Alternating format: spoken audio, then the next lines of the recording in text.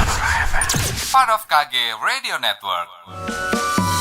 98,9 Sonora FM, News, Traffic, and Music. And hai, selamat siang menjelang sore sahabat Sonora. Kalau tadi saya nemenin dari studio, sesuai janji saya tadi, saya udah geser nih sekarang. Saya udah pindah ke Semarang Medical Center Tulogorjo ya. Dan sesuai janji saya juga bahwa sore hari ini kita bakal ngobrolin soal yang sehat-sehat. Nggak cuma yang sehat-sehat tapi yang bahagia juga. Karena kalau dalam sebuah artikel yang ditulis di majalah Mimbar Surabaya edisi Juni 2010 bahwa kesedihan akan menyakitimu dan menghentikan jantungmu. Waduh, ini menghentikan jantung ini bahaya ini ya. Sesuatu hal yang bahaya. Dan sudah bersama dengan saya, ini kita bakal ngobrol-ngobrol bersama dengan Dr. Muhammad Yusuf Susirno, SPJP apa ya? Gitu ya. Betul. Selamat sore dokter, apa kabar? Selamat sore Mas Bayu. Luar biasa ya. Ini apakah betul ini dok? Katanya kalau bahagia itu umur kita juga akan panjang begitu. Ini untuk membuka dulu nih dok ya. Betul. Betul ya itu betul ya. banget, karena memang dari banyak penelitian bahwa ini kan era COVID ya. Oh iya betul sekali. Tekanan di luar ini kan tinggi banget. Oh iya. Ya ada rasa takut, rasa khawatir, cemas. Di mana ekonomi juga lagi agak susah. Iya ya. betul. Tapi satu hal bahwa apapun yang kita dapat hari ini tuh harus bikin kita bahagia gitu.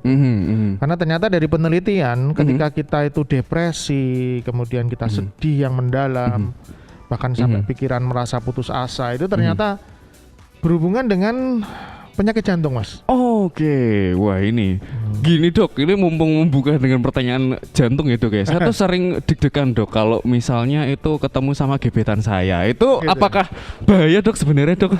Kalau Soalnya itu deg-degannya deg-degan tapi bikin bahagia. Oh bikin bahagia. Asal lo gebetane wong liya wae. Waduh. Kalau itu bahaya ya dok ya. Bahaya itu. Itu malah adrenalinnya terlalu tinggi ya dok Terlalu ya. tinggi. Terlalu tinggi ya begitu. Oke, begini dok.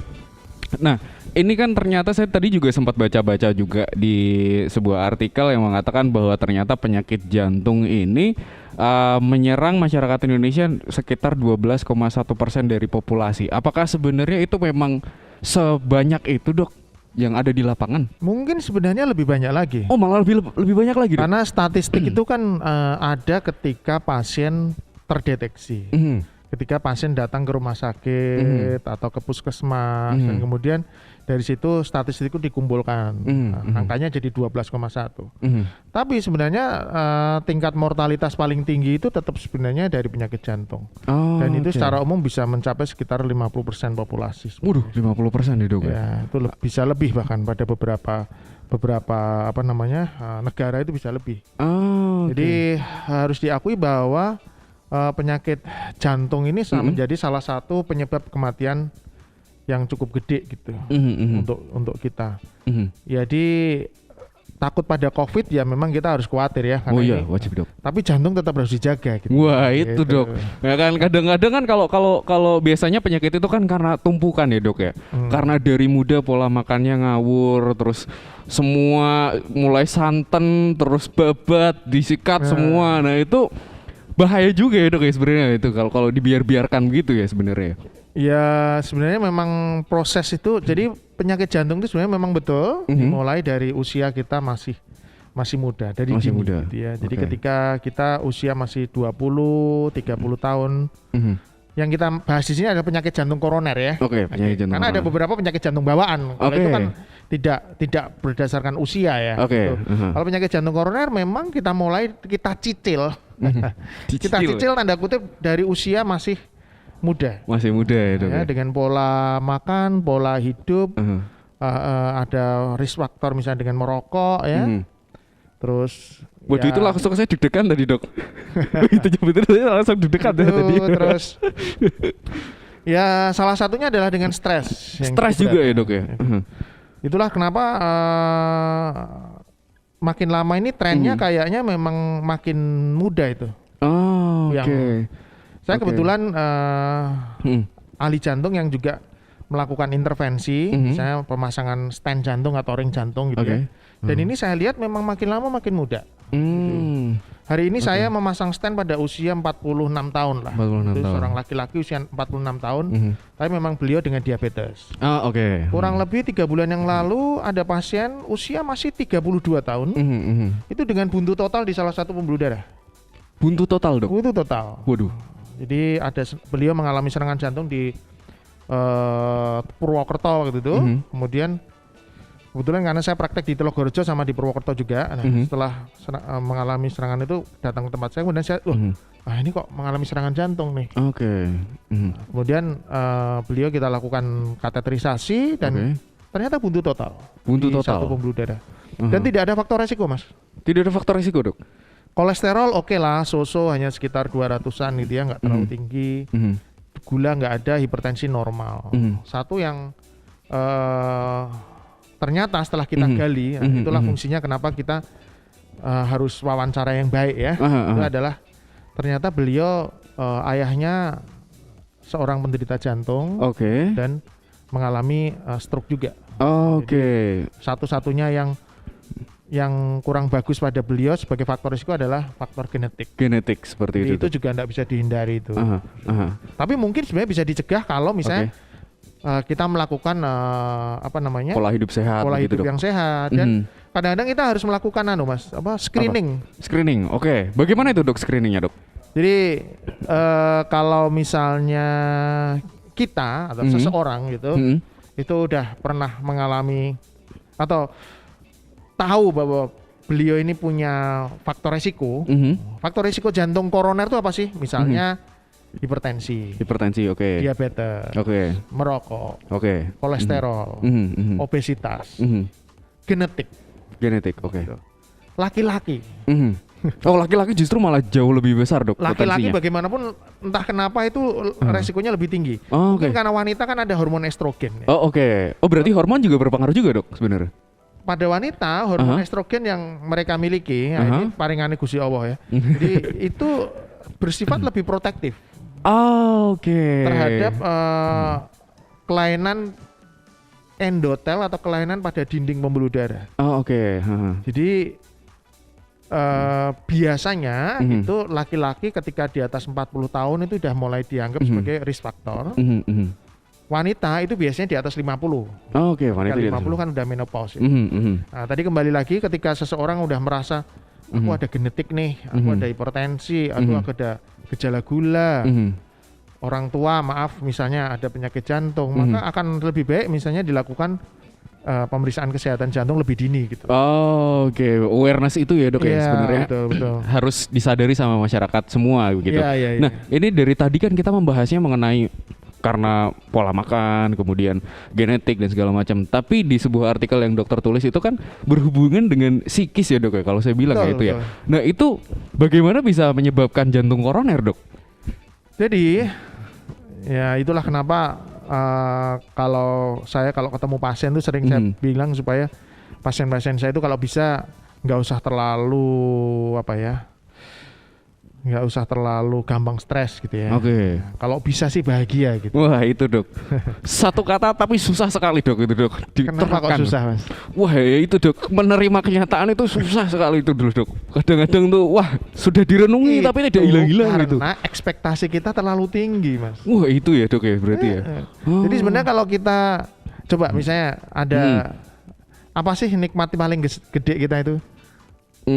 Punya istri, punya suami, betul sekali, Dok. Atau punya betul anak, sekali. Atau punya uang gede. Oke lah, itu semua nikmat. Tapi sebenarnya nikmat paling besar kita itu misalnya bisa makan. Betul, Dok. Itu, Dok, coba kalian punya istri tapi harus didulang karena sakit. Mau Wah, iya. Tidak mau, Dok. Milih mana? Punya istri apa enggak bisa makan? Wah, saya lebih milih bisa makan kan? Bisa makan, Dok. Ya. Enak itu. Apalagi kalau pagi-pagi ya, Dok, ya, sambil ngopi terus tangan kirinya 5 miliar itu enak sekali, Dok. Gitu. Dok. Itulah. Ini maksud saya sebenarnya ini di luar kesehatan ya. Saya sih selalu pikir udahlah Bapak, misalnya udah ada pasien yang sakit jantung, itu sering udah nggak usah terlalu ketidakbahagiaan itu menurut saya karena kita ekspektasinya tinggi terhadap dunia ini gitu. Kita berharap ya, istri kita baik terus, kita berharap anak-anak kita patuh terus. Padahal dunia kan tidak mungkin kayak gitu. Betul, Dok. Betul. Jadi ya udah santai aja, relax. Karena ternyata ketika stresor itu meningkat, itu ada hormon-hormon yang buruk terhadap pembuluh darah kita. Oh, oke. Itu namanya hormon katekolamin. Mhm. Nah, hormon katekolamin yang terus-menerus kita tumpuk terus karena kita jengkel melihat mobil yang tiba-tiba nyalep sembarangan, melihat tukang parkir yang nggak sopan sama kita, melihat istri kita yang cerewet gitu ya misalnya, atau pacar kita yang nggak mau ditelepon nggak diangkat-diangkat misalnya atau apa. Itu menumpuk terus dan itu akhirnya bisa mengganggu endotel atau dinding pembuluh darah. Oke. Dan itu menjadi awal daripada penyakit jantung koroner, Mas. Oke. Tadi sebelum kita live ini tadi saya sempat ngobrol-ngobrol sama dokter gitu mengenai bahwa ternyata kalau misal di bawah 50% itu untuk penyumbatannya itu belum kerasa ya, Dok, ya katanya. Betul lah. Jadi kenapa kok misalnya ini kembali ke serangan jantung? Nah, jadi ya ada seseorang yang tidak pernah ada keluhan sama sekali, tapi tiba-tiba mengalami serangan jantung yang mendadak. Karena ternyata dari penelitian itu pasien-pasien yang mengalami serangan jantung itu ternyata penyempitan awal yang di atas 70% itu hanya 30%-an. Hanya 30%, Dok. Lainnya itu sebenarnya penyempitannya hanya 50, 60, maksimal 70%. Ya. Artinya yang dari 70% tiba-tiba menjadi mampet total. Jadi dia ada penyempitan nih 50%. Tapi tiba-tiba serangan jantung. Artinya apa? Tiba-tiba dari 50% seret jadi 100%. Iya, betul. Itu banyak banget. Oke. Itulah sebabnya kenapa pasien misalnya dia masih bisa badminton, masih bisa tenis, masih bisa lari gitu. Tiba-tiba mampet ada serangan jantung dan maaf kadang-kadang meninggal di tempat gitu. Kenapa? Karena dari 50%, orang kalau 50% kan suplai oksigen masih baik. Otot itu masih cukup oke. Jadi ketika diajak lari, kebutuhan oksigen yang tinggi itu masih bisa dipenuhi dengan penyempitan hanya 50% di pembuluh darah. Nah, kalau terjadi tiba-tiba mampet jadi 100%, maka kemudian jadi berat banget. Berat banget ya, Dok. Nah, kenapa kok bisa jadi 50%? Dari 50 jadi 100%. Nah, itu yang harus kita gali lebih lanjut, Mas. Nah, itu mungkin kita bisa sambungkan lagi, Dok. Itu kenapa, Dok, tiba-tiba bisa jadi seperti itu begitu? Kenapa kok tiba-tiba dari 50% jadi 100%? Jadi dinding pembuluh darah itu endotel itu ada kadang-kadang terjadi plak. Plak itu kerak lemak ya. Kerak lemak itu ketika beberapa pasien itu kerak lemaknya itu dindingnya tipis. Oke. Jadi ketika ada penyempitan 50%, suplai oksigen masih oke dengan penyempitan 50%, dia masih bisa badminton dan lain-lain. Tapi dengan dinding yang tipis itu, ketika ada stresor yang berat, aktivitas yang sangat berat, badminton, lari atau marah-marah gitu ya. Makanya jangan marah-marah, Mas. Itu apa yang terjadi? Kerak lemak itu dindingnya pecah. Kerak lemak yang dindingnya pecah, dia mengalami kalau bahasa medisnya namanya ruptur, pecah, dia ruptur plak gitu. Nah, plak yang pecah ini bereaksi dengan sel trombosit atau bahasa Indonesia sel beku darah yang mengalir di dalam darah gitu. Jadi kayak pipa itu kan ada darah yang mengalir terus kan? Di pipanya ada keraknya, dinding keraknya tipis. Kalau dinding keraknya tipis kemudian pecah, dia bereaksi dengan sel beku darah yang ada di dalam darah. Apa akibatnya? Tiba-tiba terbentuk namanya bahasa medisnya misalnya trombus atau gumpalan darah. Itu yang akhirnya menyumbat itu, Dok. Gumpalan darah dari 50% tiba-tiba terisi gumpalan darah semua akhirnya mampet. Dan jadilah 100%. Nah ini menarik nih karena ternyata bisa tiba-tiba ya, Dok, ya, seperti itu ya. Nah, ternyata anak muda kan sekarang udah mulai banyak nih, Dok, yang kena gitu. Nah, salah satu tanda awalnya itu biar kita lebih aware lagi sama untuk jantung koroner ini tuh biasanya apa, Dok? Jadi ini kalau untuk segmen yang usia 30 di bawah 40 tahun lah ya, gitu ya. Satu yang paling penting adalah kita harus melihat kira-kira dari segi genetik itu kita punya faktor risiko enggak? Ketika misalnya ada genetik itu bukan bukan mertua ya. Tapi orang tua, sepupu atau mungkin Pak D, Bude, Om, Tante atau kakak adik yang memang pernah terjadi kejadian event koroner pada usia yang relatif muda. Muda itu berarti 40 tahunan itu. Maka artinya resiko terhadap diri kita itu jadi lebih tinggi. Oke. Gitu. Itu yang paling penting menurut saya kalau pada usia muda. Nah, ketika udah ada itu, maka jangan sampai ditambahi dengan hal-hal yang lain yang bisa memicu memperburuk situasi. Oke. Salah satunya adalah stres. Stres ini ya kita memang terutama yang teman-teman yang hidup di kota ya, kita tahu bahwa tuntutan untuk lebih itu sangat gitu dari lingkungan gitu ya. Kita harus lebih. Seringkali soalnya cicilan dok itu nggak bisa ditunda ya dok gitu ya kan, itu kan akhirnya membuat kita ini tanggal 10 jatuh tempo ini kok belum dapat ngumpul duitnya, wah itu kan akhirnya buru-buru dok itu dok, memaksakan kehendak, wah itu. Sehingga kemudian stres itu membuat kita kadang-kadang pola hidupnya jadi tidak sehat. Iya. Misalnya kita bekerja sampai larut malam, nggak tahu waktu, waktu istirahatnya kurang. Kemudian pola makan juga kadang-kadang nggak bisa kita atur dengan baik. Gitu. Sering seadanya yang ada di situ gorengan-gorengan semua gitu ya dok ya. Ya. Kalau disebut junk food ya mungkin itu ya. Gitu ya. Itu kemudian beberapa juga sekarang kan merokok ya. Ya betul. Merokok itu juga tetap menjadi salah satu faktor resiko. Pasien saya pernah waktu kurang lebih ya mungkin 10 tahun yang lalu waktu masih di Surabaya itu kita memasang ring pada usia 25 tahun. 25 tahun. Dengan risk faktor memang perokok. Oh, perokok berat. Perokok berat ya dok ya. Perokok berat dan kemudian terjadi serangan jantung. Mungkin juga perokok berat plus stres plus macam-macam. Wah ya, betul dok, betul. Jadi memang ketika untuk yang usia masih muda satu hal itu, kemudian obesitas mas. Oke. Ya harus diakui bahwa ketika berat badan kita makin meningkat dan di atas BMI yaitu indeks berat badan ya, itu resiko untuk jantung makin tinggi. Jadi ketika kita mulai merasa agak gemuk itu harus hati-hati. Muda tapi oke lah, masih muda tapi pola hidup tidak sehat, jarang olahraga, gemuk, stresnya berat, merokok lah itu udah kompleks. Wah itu bahaya ya dok ya. Wah itu udah mulai ya harus hati-hati lah. Kalau bisa itu, sih memperbaiki pola hidup. Soalnya sekarang yang sering-sering kayak gini dok, lemur awas yang penting bahagia kan gitu kan. Terus makan apa aja yang penting bahagia. Nah itu tadi kalau dihubungkan dengan itu bahagianya ya. Stres itu gimana dok tadi dok itu? Jadi bahagia sih perlu juga sih mas, betul. Tapi kalau bisa ya bahagia tapi sehat kan. Iya betul dok. Karena ya itu kadang-kadang mungkin beberapa teman kita melarikan diri supaya bahagianya itu dengan makanan. Iya betul dok. Padahal sebenarnya itu kan semua aja.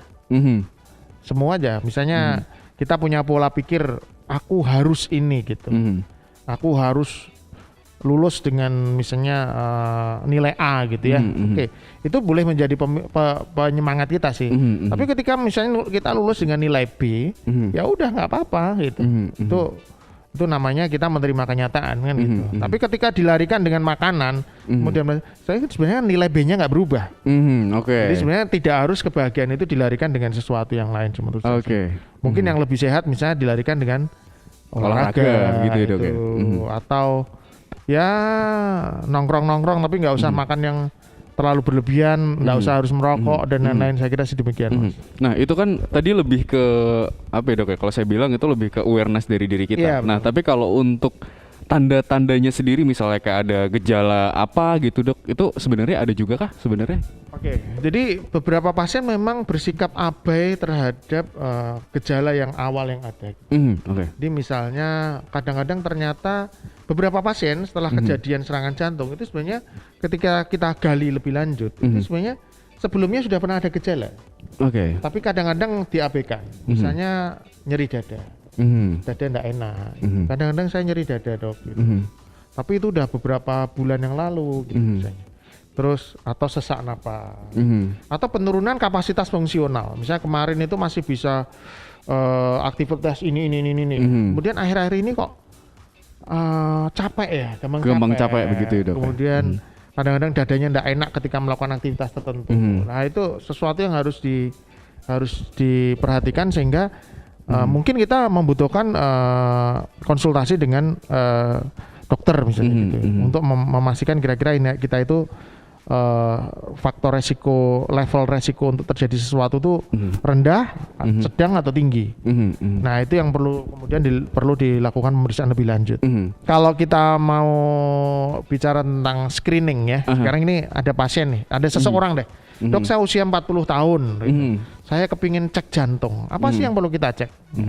Baseline itu sebenarnya paling simpel itu dengan rekaman jantung. Mungkin Mas Bayu pernah lihat ya, kayak EKG namanya. Elektrokardiografi ya, EKG pada waktu tiduran dia dipasang kabel-kabel kita lihat gitu ya. Itu adalah EKG yang sangat dasar. Itu adalah pemeriksaan paling dasar. Satu. Cuma memang akurasi dari EKG atau rekaman jantung dasar ini sangat rendah. Jadi beberapa pasien, dok saya pernah EKG enggak apa-apa, tapi kenapa sekarang kok saya tiba-tiba serangan jantung misalnya? Itu karena memang akurasi dari EKG atau pemeriksaan rekam jantung ini rendah. Berapa persen itu dok kira-kira? Itu di bawah 50% mas. Di 30 atau 40% aja bisa mendeteksi. Jadi artinya akurasinya rendah, itu satu. Nah kalau kepingin lebih detail maka kalau paling basic adalah pemeriksaan namanya tes treadmill test. Treadmill test. Treadmill test. Exercise stress test. Jadi pasien sambil kita pasang rekaman jantung, diminta untuk melakukan misalnya jogging lari. Sambil direkam.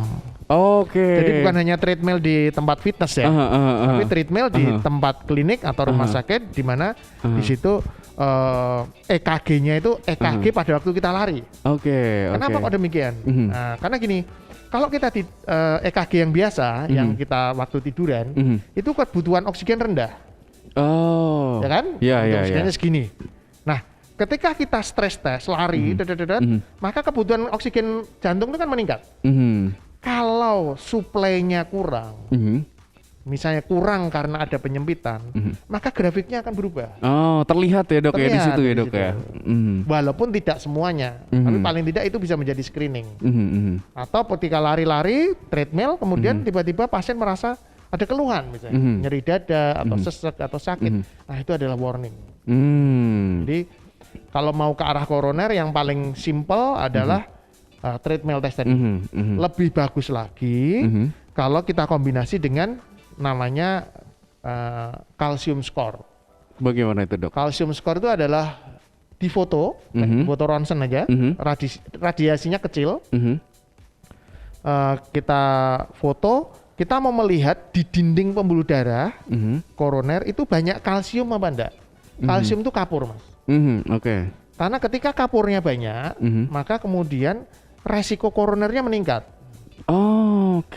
Karena apa? Karena lemak-lemak yang kita makan, kolesterol kita yang tinggi, dan lain-lain itu gampangnya lebih mudah terbentuk kalau ada kalsium.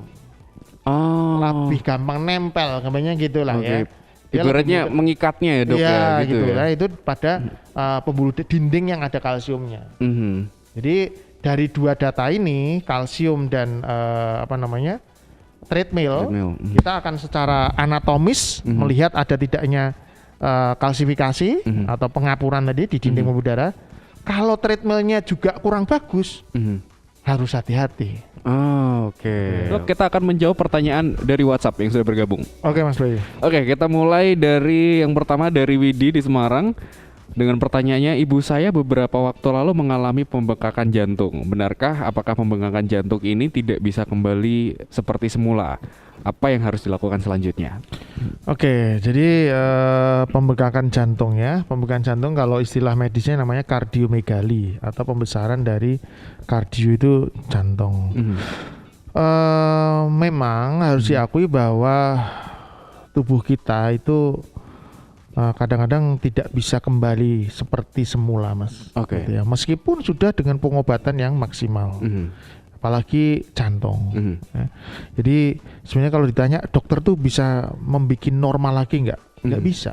Tidak bisa ya dok ya? Nggak bisa. Tapi kita membuat supaya satu, jangan tambah jelek, jangan tambah memburuk. Kalau jantungnya membesar ya jangan tambah besar. Terus kita membuat supaya jangan sampai ada keluhan gitu ya. kualitas hidup pasien jadi lebih baik. Nah, itu yang bisa kita lakukan. Tapi kalau bikin normal lagi, atau jantung yang bisa jadi kecil lagi, atau koroner yang sudah ada plak-plaknya hilang 100%, itu tidak bisa. Tidak bisa ya dok? Tidak bisa. Jadi semua itu sebenarnya akan lebih baik ketika kita bisa mencegah supaya jantung tidak membesar, mencegah supaya jangan sampai ada kerak lemak di pembuluh darah. Jadi sekali lagi mencegah itu jauh lebih mudah, lebih murah daripada ngobati. Nah, jadi kembali lagi ke pembesaran jantung. Memang ketika ada pembesaran jantung itu kadang-kadang tidak bisa normal. Ada sih beberapa pasien yang kemudian bisa normal, paling tidak mengecil, gitu ya. Tetapi itu sangat jarang. Salah satu contoh yang paling bisa mengecil lagi adalah ketika pembesarannya karena infeksi. Kadang-kadang setelah infeksinya membaik dan betul-betul recovery betul, itu bisa mengecil lagi. Bisa. Atau pada pasien dengan karena pengaruh melahirkan atau hamil, itu bisa terjadi pembesaran jantung. Ketika balik lagi bisa mengecil, bisa. Atau pada pasien yang hipertensi yang berat banget, kemudian kita terapi agresif, tensinya betul-betul normal, itu jantung bisa mengecil. Tapi kadang-kadang tidak bisa 100% normal itu bisa mengecil, satu. Tapi mostly memang sebagian besar itu ya tetap agak besar, dan tapi kita usahakan jangan sampai tambah besar. Dan yang paling penting adalah ketika ada pembesaran jantung adalah kita harus mencari apa sih yang terjadi pada jantung ini. Kenapa kok membesar? Ruangan jantung kan ada 4 ya. Ada serambi kanan kiri, ada bilik kanan kiri. Mana yang membesar? Nah, itu saran saya sih kalau ada diagnosa pembesaran jantung dilakukan pemeriksaan namanya echokardiografi. Echo itu adalah USG jantung. Kayak USG bayi gitu, tapi yang di USG adalah jantungnya. Nah, dari situ kita akan tahu persis nih bagian mana yang membesar dan apa yang harus kita lakukan. Misalnya pembesaran jantung akibat hipertensi, itu biasanya yang membesar adalah jantung kiri. Nah, kita harus agresif tuh, membuat supaya jantungnya kalau bisa jangan tambah besar, kalau bisa paling tidak dia mengalami perbaikan. Dengan tensi yang normal. Terus misalnya ada pembesaran jantung karena diabetes, itu bisa memicu. Kemudian pada pasien dengan gangguan katup jantung, itu juga bisa mengalami pembesaran jantung. Jadi banyak faktor. Tapi intinya satu, saran saya adalah kita harus tahu bagian mana yang membesar, apa yang terjadi, dan kemudian apa penyebabnya kira-kira. Ya, itu kalau penyebab kan harus konsultasi ya dengan dokter ya. Dari situ nanti kita secara agresif berusaha supaya faktor-faktor pemicunya itu kita tekan gitu, supaya tidak terjadi sehingga ibu akan lebih baik. Lebih baik begitu. Dan semuanya bisa juga di Rumah Sakit Logorejo ya dok ya? Bisa mas. Nah kita lanjut lagi pertanyaan berikutnya. Ada dari nomor WhatsApp di 087 407 sekian. Katanya, halo selamat sore Mas Bayu, nitip nanya dong ke Dokter Yusuf, pasien serangan jantung kan gak melulu yang berusia. Ada juga yang masih muda dan juga bisa terkena serangan jantung. Ciri-cirinya gimana sih, dan apa pola makan dan gaya hidup yang bisa berpengaruh? Jadi tadi saya sudah sempat singgung bahwa intinya faktor genetik harus kita perhatikan ya. Jadi faktor resiko itu paling penting. Kalau kita udah merasa beresiko maka harus hati-hati. Terus kapan kita harus mulai aware bahwa kayak saya ini ada gangguan jantung nih. Satu, misalnya kadang-kadang ada nyeri dada, atau sesak napas, atau terjadi rasa berdebar yang berlebihan yang sangat mengganggu. Maka itu kita harus mulai aware apa yang terjadi dengan jantung kita. Itu satu. Jadi ketika kita sering tidak enak dadanya atau sakit atau sesak atau apa, akan lebih baik dilakukan check up ke dokter jantung ya misalnya, untuk evaluasi apa yang terjadi sebenarnya. Bisa aja sebenarnya itu psikis. Karena ya dunia kita yang sebegitu tuntutannya tinggi, lihat tetangga yang mobilnya lebih bagus, lihat istri orang yang kelihatan lebih cantik misalnya atau apa, itu nggak boleh kayak gitu ya. Makanya ekspektasi itu yang rendah-rendah aja, dan bersyukur yang banyak. Jadi kita stresnya nggak banyak gitu. Nah dari situ dengan dunia seperti ini membuat kita stresnya lebih tinggi. Nah itu kadang-kadang bisa bikin dada tidak enak tuh. Tiba-tiba merasa sesak sendiri. Nah, ternyata lebih banyak ke anxiety, oke, kecemasan, anxiety. atau panic attack misalnya. Oke. Serangan panik itu juga bisa bikin nyeri dada. Jadi, tapi untuk membedakan, ya paling tidak kita harus cari dong. Iya. Ini kira-kira benar-benar ada masalah jantung apa enggak. Jadi gitu. Terus pencegahannya ya saya kira yang paling penting adalah pola hidup sehat. Pola hidup sehat ya dok ya. Pola hidup sehat, jangan terlalu berlebihan lah dalam segala sesuatu. Kalau bahasa apa ya, orang-orang tua atau bahasa apa agamanya adalah berhenti sebelum kenyang. Berhenti sebelum kenyang. Jangan berlebih-lebihan. Harus gitu. balance ya dok. Harus balance. Tapi gitu. pola hidup vegan apakah ini juga bisa menjawab itu juga dok? Sebenarnya vegan ya, jadi artinya kita tidak makan protein hewani ya. Protein hewani. Itu sih kalau dari segi fisiologi itu akan lebih baik sebenarnya. Akan lebih baik. Karena artinya harapannya tingkat kolesterol akan lebih rendah dan lain-lain.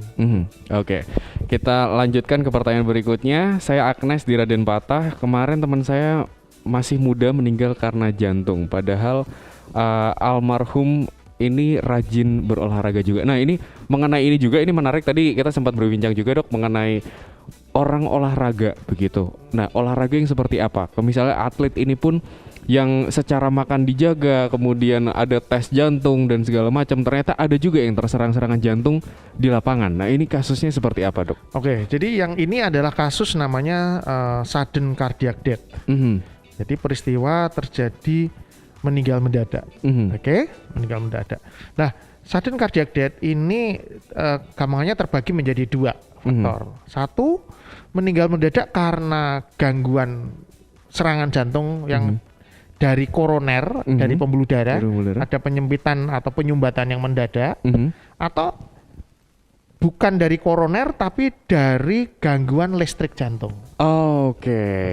Gangguan listrik jantung.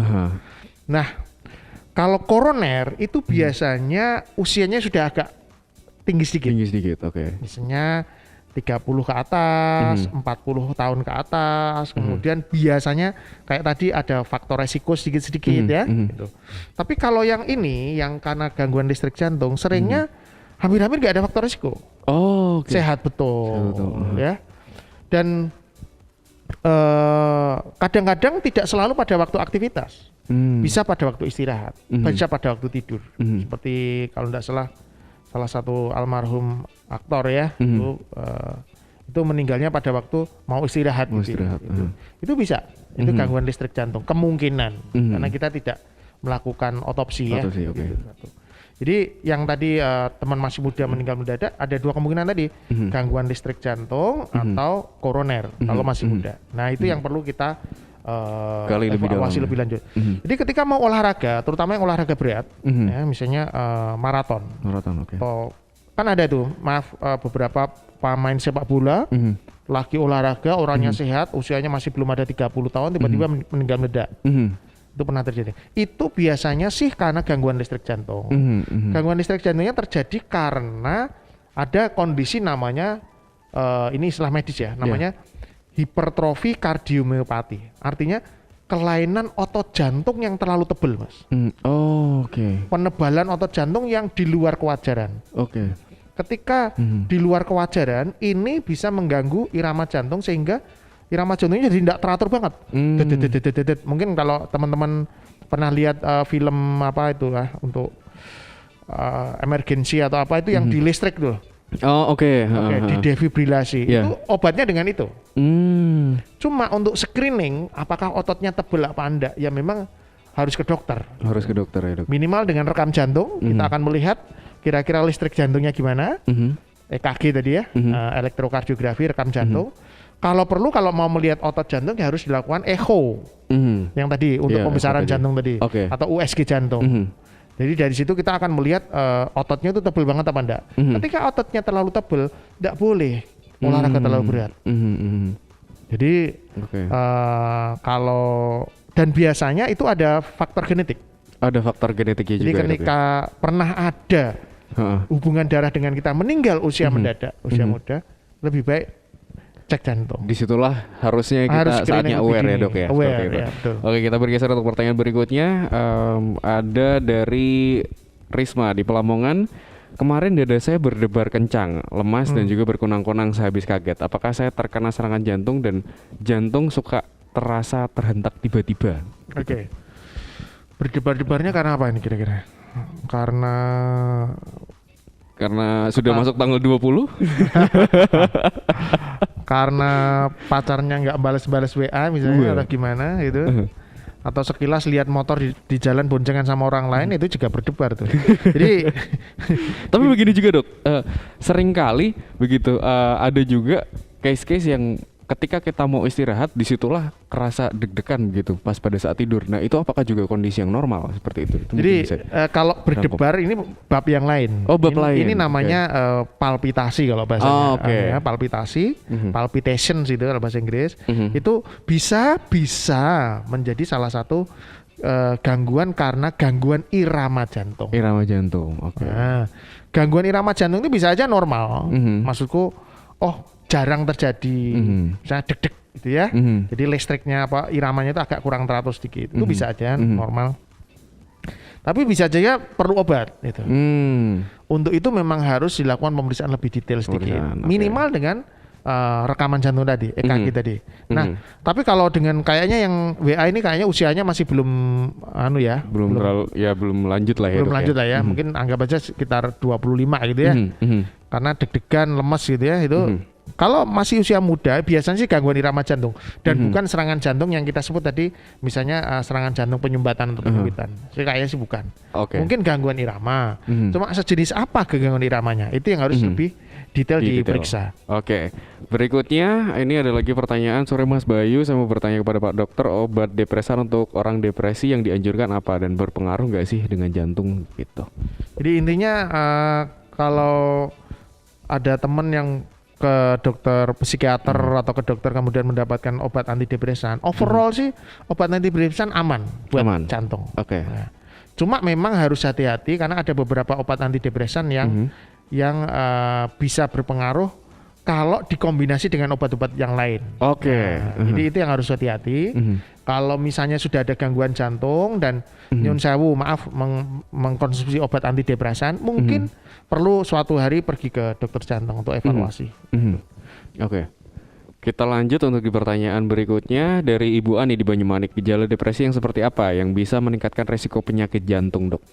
Jadi moga-moga nggak ada ya di antara pendengar yang depresi ya. Tapi intinya kalau kita pernah mengalami depresi ketika kita kehilangan seseorang, depresi ketika kita merasa sedih karena misalnya gagal ujian misalnya, atau Mas Bayu nggak pernah gagal nikah kan? Kebetulan kemarin sempat tuh kemarin sempat kayaknya udah lewat depresinya, ketawa-tawa. Jadi misalnya itu ya kayak gitu, itu sedih itu wajar. Sedih itu wajar. Tapi kapan sih sedih yang nggak wajar? Ketika kalau dihibur tuh sama aja. Dihibur sama aja. Tetap aja muram, tetap nggak bisa. Tapi kan kita kan bisa ya, misalnya oke lah sedih gitu ya. Kemudian ada teman datang kita terus jadi happy lagi, begitu happy ya. lagi ketika temennya pergi, kita ingat lagi sama mantanmu kan gitu kan. Itu sedih lagi, itu wajar. Iya, wajar itu masih wajar. Berarti alhamdulillah saya masih wajar. Ketika tingkat kesedihan kita itu menurun dengan waktu. Terus ketika kita nggak pernah kepikiran sampai bunuh diri. Kalau sudah pernah ada kepikiran, wah kayaknya hidupku nggak berguna tanpa dia ya, aku tak masuk ke lorong waktu saja menghilang. Itu harus hati-hati itu. Tapi kalau nggak ada sampai seperti itu, berarti itu masih aman. Tapi kalau udah ada tanda-tanda kayak gitu, itu harus hati-hati. Dan ada satu penelitian, ketika responden itu pernah ditanya, pernah enggak dalam 1 bulan ini merasa hidupmu sama sekali tidak berguna? Dan jawabannya iya, maka resiko jantung itu 2 kali lipat terjadi gangguan jantung. Jadi kalau bisa happy-happy saja. Loski pokoknya. Kalau katanya lagu-lagu sekarang loski begitu ya. Dok, ini karena berhubung waktunya juga tinggal sedikit, mungkin sebagai closing statement begitu dok untuk menutup sesi hari ini mengenai jantung dan juga depresi. Silakan. Jadi intinya penyakit jantung ini sebenarnya sesuatu yang bisa kita cegah. Paling simpel adalah dengan hidup sehat. Kalau memang sudah ada gejala harus segera ke dokter. Kemudian kalau memang kita melihat diri kita ini termasuk beresiko ya check up ke dokter atau ke dokter jantung ya. Kemudian kembali lagi ke masalah depresi dan jantung. Sekali lagi kalau bisa diusahakan kita bahagia. Oke, dan ini dia untuk sesi terakhir dari ngobrol-ngobrol kita bersama dengan Dr. Yusuf di sini, spesialis jantung mengenai kesehatan jantung dan juga depresi. Ini pengelola tentang kesehatan kita memang harus penting banget nih sahabat sonora. Jadi mulai balik lagi dari diri kita, mulai aware lagi ketika ada sesuatu yang tidak seperti biasanya begitu ya, yang harusnya misalnya ritmenya berjalan dengan baik terus tiba-tiba ada perubahan dan juga mungkin mengalami ada sedikit stres dan segala macam, atau bahkan hingga ada unsur genetik. Inilah saatnya sebagai tanda kita harus mulai aware lagi tentang kesehatan dari diri kita sendiri. Oke, kalau gitu untuk siaran hari ini dari Semarang Medical Center Telogorjo berakhir bersama dengan Dr. Yusuf, bersama dengan saya Bayu Pamungkas. Ketemu lagi sama saya besok. Jangan kemana-mana, tetap di Sonora FM Semarang.